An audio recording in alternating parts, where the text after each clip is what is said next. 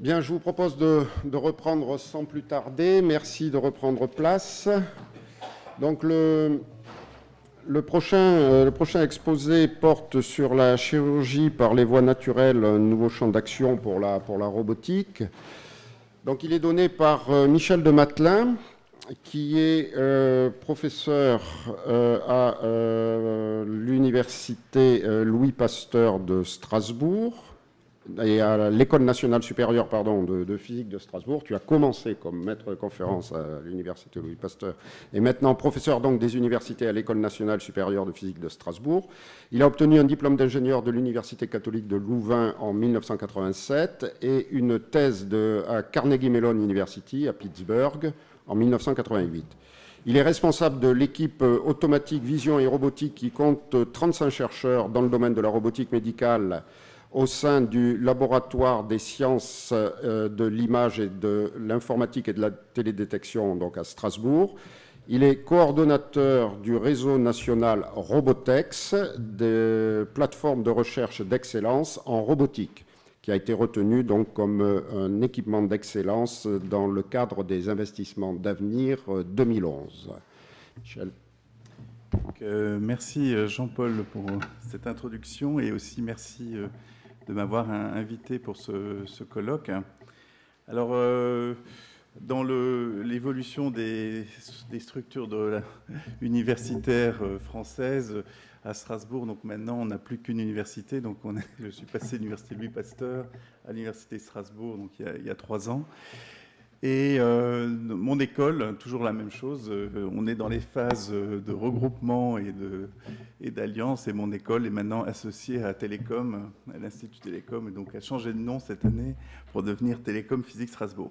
Alors, je ne suis pas venu évidemment pour vous parler des évolutions de nos structures universitaires, mais pour vous parler de ce qui se trouve de chirurgie et de robotique, et en fait, je dirais de quelque chose qui est, à mon avis, autant de la recherche au niveau chirurgical que de la recherche au niveau robotique, et qui est l'assistance à la chirurgie par les voies naturelles. Alors, je pense que sur le diagramme que nous a présenté Jocelyne, on se trouve réellement, avec mon exposé, aux 3 extrémités des axes.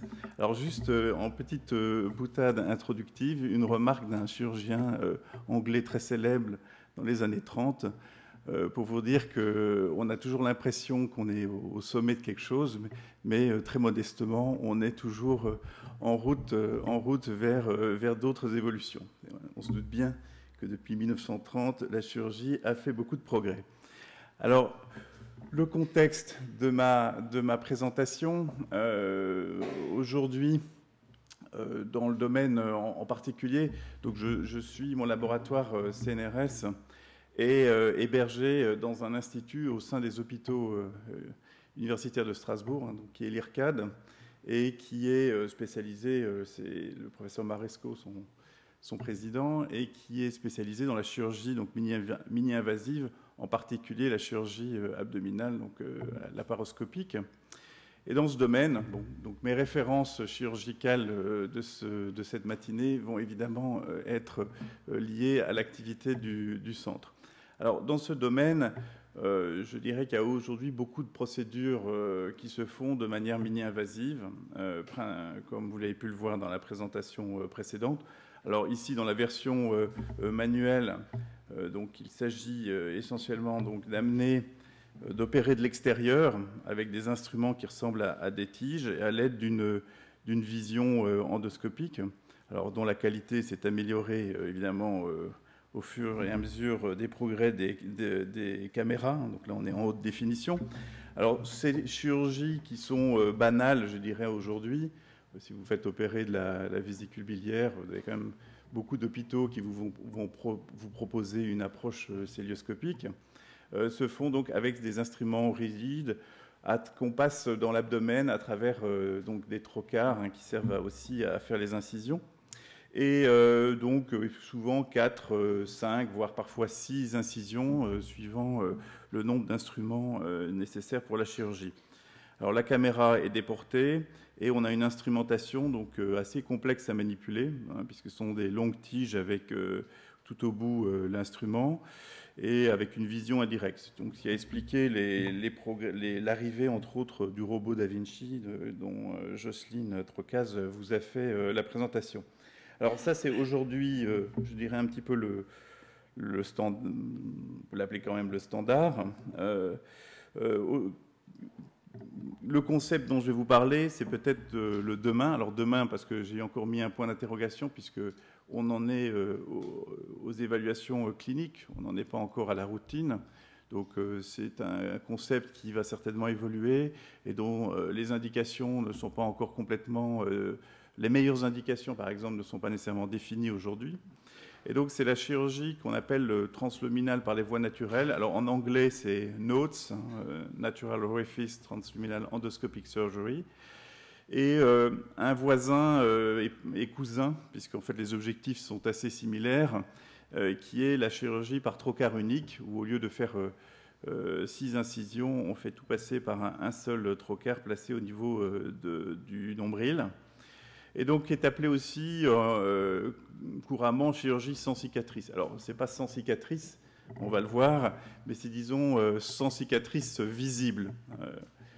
Ce qui est un petit peu ce qui a guidé cette approche.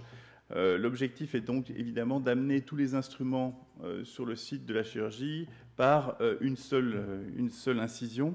Alors une seule incision qui pourra être, dans le cadre par exemple de cette chirurgie transgastrique, où il s'agit d'atteindre la cavité abdominale à travers donc, la bouche, l'œsophage et l'estomac. Donc on va traverser donc, la paroi de l'estomac.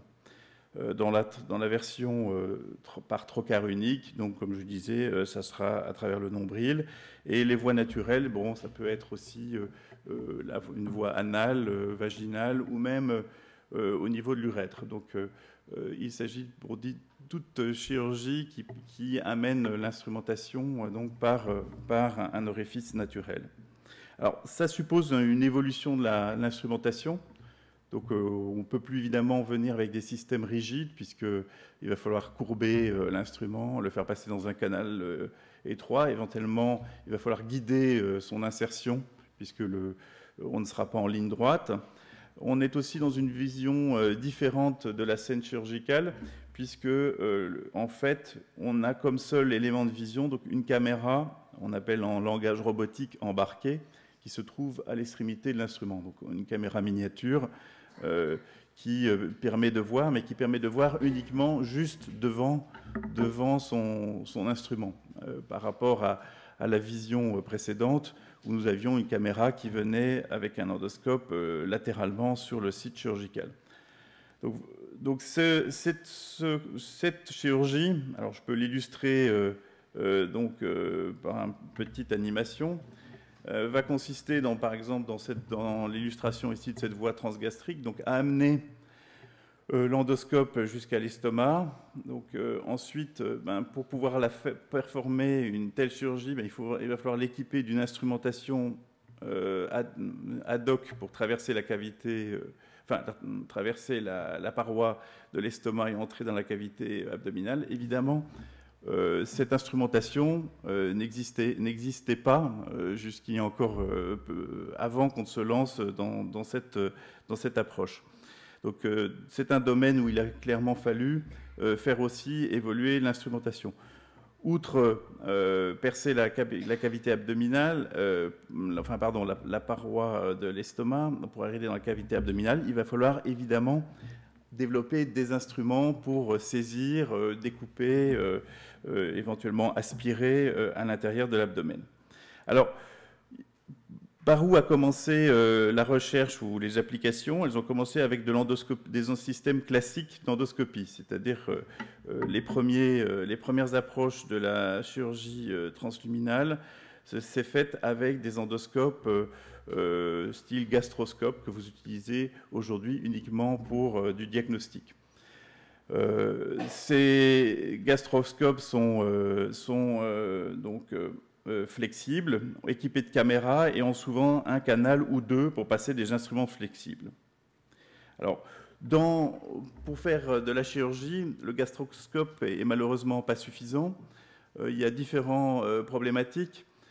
Les instruments arrivent exactement en ligne droite avec l'endoscope, ce qui fait qu'on souffre de ce qu'on appelle un manque de triangulation. C'est-à-dire que vous n'avez pas, comme quand vous faites de la chirurgie, les bras qui arrivent pour faire votre opération.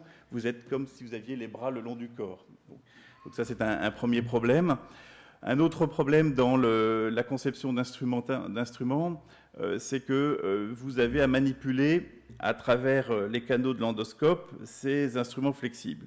Donc on va se retrouver à devoir définir des modes de manipulation. Alors je vous présente ici des prototypes développés à Strasbourg dans le cadre des développements donc depuis 2006 où on a commencé ces recherches de différents prototypes pour faire cette chirurgie. Alors vous voyez ici un premier prototype qui souffre évidemment deux problèmes. L'un qui était que les instruments, bien que flexibles, arrivaient en ligne droite par rapport au champ de la caméra. Et l'autre problème, vous le voyez de l'extérieur, il y avait 4 personnes, 4 chirurgiens pour manipuler l'instrumentation. Donc c'est évidemment pas un progrès si on veut voir cette technique émerger dans le domaine clinique. Alors depuis 2006, nous avons sur Strasbourg développé toute une instrumentation pour pouvoir faire avancer cette chirurgie, entre autres l'instrumentation nécessaire à passer à travers la paroi de l'estomac, l'instrumentation qui permet de récupérer la vésicule biliaire dans un sac, de sortir et de refermer la paroi. Pour ce qui est alors vous avez évidemment une difficulté, c'est que vous avez cette vision quand même très, très réduite de l'endoscope en son extrémité, qui nous limite dans notre capacité de piloter les instruments. Alors, la version aujourd'hui qui a été développée et qui maintenant a été utilisée déjà sur l'homme dans le cadre de ce projet est l'endubiscope. Il s'agit cette fois-ci donc d'un endoscope où vous avez les 2 canaux latéraux qui débouchent de part et d'autre avec une angulation, ce qui permet, avec des instruments donc flexibles, de revenir avoir une triangulation sur le champ, au niveau du champ de l'opération. Une instrumentation qui doit être développée complètement différente, puisqu'au lieu d'être rigide, on se retrouve donc avec des systèmes flexibles à câbles qu'on peut commander à partir des poignets et qui permettent la déflexion de l'instrument. L'autre caractéristique de cette instrumentation par rapport à l'approche classique rigide, c'est que l'endoscope, la tête principale de l'endoscope est aussi peut avoir des déflexions suivant 2 angles, ce qui permet d'introduire cet endoscope à l'intérieur du corps. Donc, on a une caméra embarquée donc, qui se trouve ici. On a aussi un canal pour l'irrigation et de la zone chirurgicale, plus des fibres optiques latéralement pour amener de la lumière. Donc vous voyez, on est clairement là ici dans une approche d'invention pour cette chirurgie d'une nouvelle instrumentation. Alors vous me direz, où est la robotique? Alors effectivement, où est la robotique? Si on a réussi à résoudre une partie des problèmes, on va le voir ici dans cette vidéo illustrant donc une intervention faite avec l'anubiscope. Donc, une cinquantaine de patients donc, ont été déjà opérés sur Strasbourg donc, depuis 2008 par l'équipe du professeur Maresco. Donc, vous voyez en fait que la difficulté principale vient de la manipulation externe de ces instruments. Il n'est pas facile de s'orienter, le champ visuel est quand même très restreint. Et nous nous retrouvons avec un chirurgien principal qui tient l'endoscope, la base, et 1 ou 2 chirurgiens par instrument. Ensuite, l'instrument n'ayant souvent qu'un seul degré de flexion, quand vous le faites tourner sur lui-même, vous vous retrouvez avec des mouvements donc vous voyez quand vous faites des torsions là, extérieures de l'instrument, s'il est plié, vous vous retrouvez avec des mouvements dont vous avez du mal à identifier quelles vont être leurs trajectoires. Donc, même si, d'un point de vue, je dirais, technique chirurgical, l'équipe de Strasbourg a été capable de faire des opérations sur l'homme avec cet instrument, il s'est avéré qu'il a fallu, l'opération a pris 3 fois plus de temps qu'une opération classique et a nécessité à minima 2 chirurgiens. Donc, nous venons donc dans un domaine, et pour ça que je pense que j'ai voulu d'ailleurs utiliser cet exemple pour ma présentation de ce matin. On est dans un domaine réellement d'évolution, de recherche, je dirais, de la pratique chirurgicale, mais dont le progrès ne pourra pas se faire sans l'aide de la robotique. Donc, la robotique ici devrait nous résoudre un certain nombre de problèmes et on espère va nous permettre de voir cette chirurgie évoluer en routine clinique. Alors, les problèmes qu'on a vus, c'est que le système étant flexible, dès que vous le manipulez de l'extérieur, vous faites bouger le champ visuel. Donc la caméra bouge, et donc c'est comme si vous aviez en permanence une scène, le champ de vue qui était trouble. Une autre difficulté, c'est que en pratique, on ne peut pas imaginer que cette chirurgie se développe s'il faut 2 ou 3 chirurgiens, hein, je veux dire, là où un seul suffisait. Donc on voit bien que la seule manière de voir évoluer cette chirurgie, c'est si on est capable de télémanipuler cette instrumentation, et à partir d'une interface de télémanipulation du genre, par exemple, de celle du robot Da Vinci, on pourrait, avec un seul chirurgien, manipuler l'ensemble. Le troisième difficulté, elle a été résolue, donc c'est cette triangulation. Par contre, le fait d'arriver latéralement sur le champ visuel avec des bras flexibles actionnés de l'extérieur ne génère pas une cinématique ou des mouvements intuitifs. C'est-à-dire qu'il y a un long apprentissage pour arriver à gérer l'instrumentation et les rotations. Et enfin, les instruments sont assez difficiles à manier. On a d'ailleurs eu énormément de casses dans la phase de développement. Donc toutes ces raisons nous font penser que cette chirurgie ne verra le jour que par une réelle association de la robotique et du progrès de l'instrumentation. Alors quels sont les problèmes à résoudre? Donc, on a travaillé ces dernières années sur différents problèmes, entre autres, donc je vous parlais de la stabilisation. Bon, la caméra se trouve à la tête de l'endoscope principal, donc le problème est d'arriver à immobiliser la caméra par rapport aux organes ou au champ opératoire. Donc, pour ce faire, on a équipé de moteurs, on a remplacé ce qui était habituellement des molettes manipulées à la main, par des moteurs, et donc avec un concept qu'on appelle les asservissements visuels donc en robotique, c'est-à-dire vous avez les moteurs montés sur l'endoscope qui vont permettre de déplacer la tête de l'endoscope. On extrait l'image endoscopique, on la traite sur un ordinateur, on la compare en fait à une image désirée, qui serait par exemple une image de la scène totalement immobile, et ensuite on fait une modélisation du déplacement et on envoie des commandes au moteur pour contrer les déplacements de l'environnement autour de l'endoscope. Donc on est dans le concept de l'asservissement visuel. Alors il faut évidemment le faire à une fréquence qui est la fréquence de l'image endoscopique, donc à 25 ou 30 fois par seconde. Alors c'était tout à fait réalisable. Alors, je vous saute peut-être l'aspect équation pour aujourd'hui. Donc, ça se fait évidemment avec un modèle mathématique des mouvements de l'endoscope et aussi un modèle mathématique des déplacements et des projections perspectives. Alors, je vous présente ici des essais qu'on a fait de cet endoscope robotisé. On est en train de bouger à l'extérieur le corps de l'endoscope. Et on a fixé une zone au milieu de l'image qu'on souhaite garder au centre du champ de vue. Et vous avez en fait les moteurs qui automatiquement commandent le mouvement de l'endoscope dans les 2 directions angulaires, de manière à garder toujours la tête de l'endoscope exactement centrée sur le champ visuel.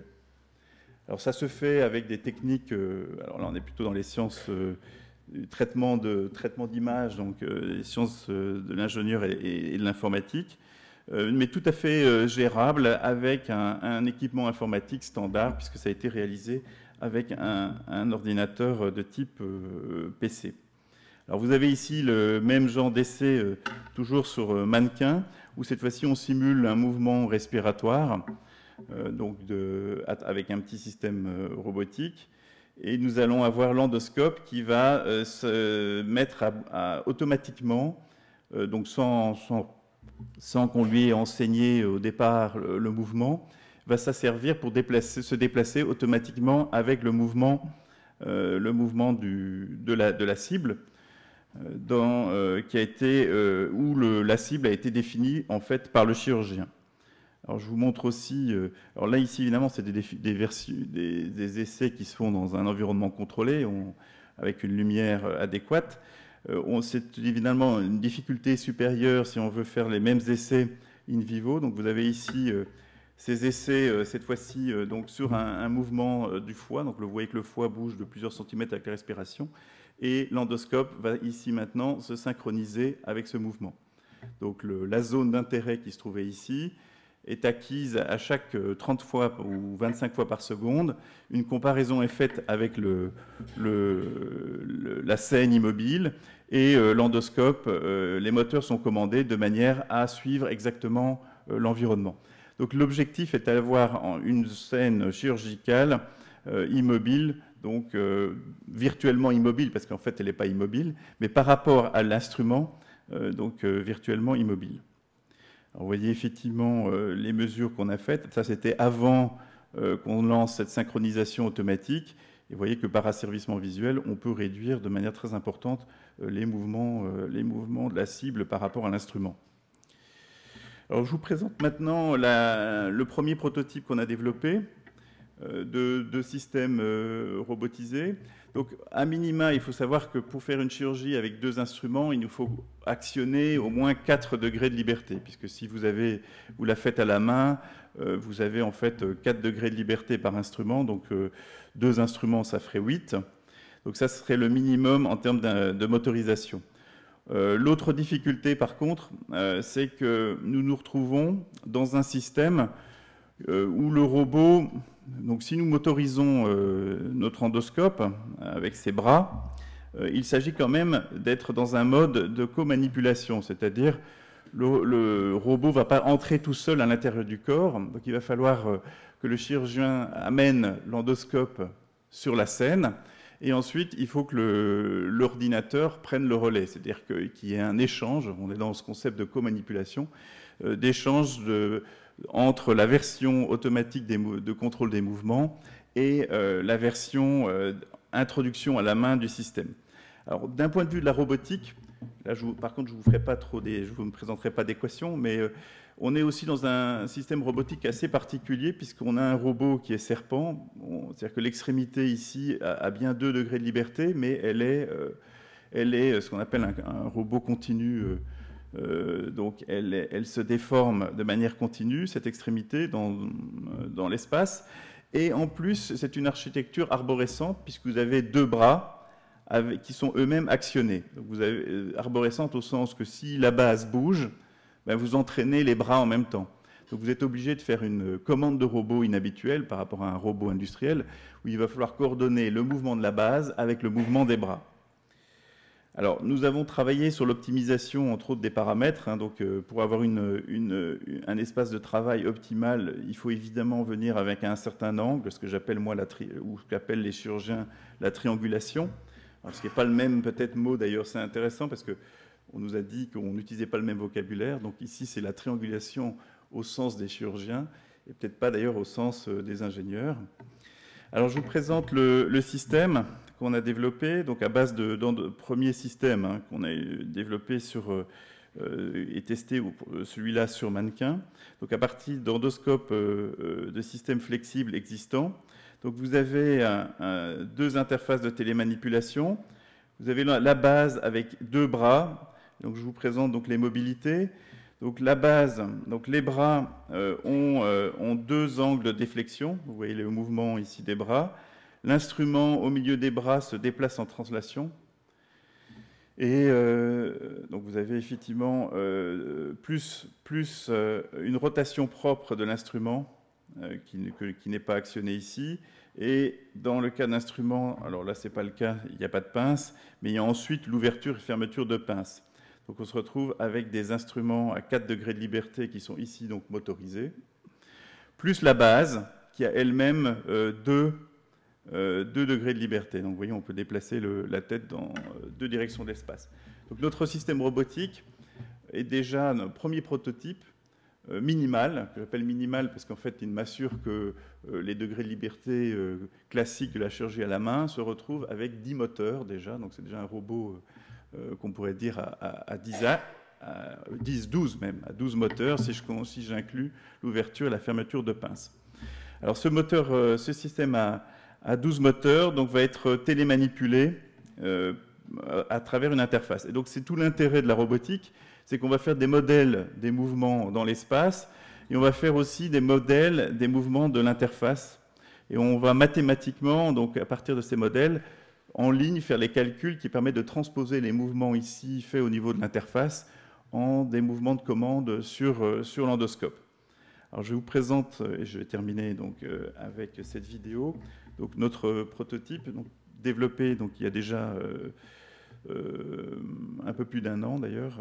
Je crois que c'est les premiers essais, on remonte il y a 2 ans.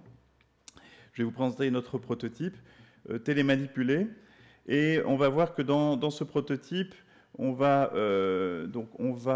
commander les 12 degrés de liberté à partir de l'interface de télémanipulation que vous voyez ici. Mais on va aussi combiner ça avec la stabilisation active que je vous ai présentée précédemment. C'est-à-dire le système global se stabilise sur les organes en mouvement et le chirurgien, en l'occurrence ici c'était ma doctorante, va télémanipuler ces instruments avec comme si la cible était immobile puisque le système va suivre la cible. Donc vous voyez qu'on est en train, dans cette manip, d'activer de simuler un mouvement de déplacement, de respiration de la cible. Donc le système principal, la base, se met donc à suivre automatiquement par traitement d'image temps réel le mouvement de la cible. Et on va superposer donc, des commandes des instruments à partir de l'interface de télémanipulation.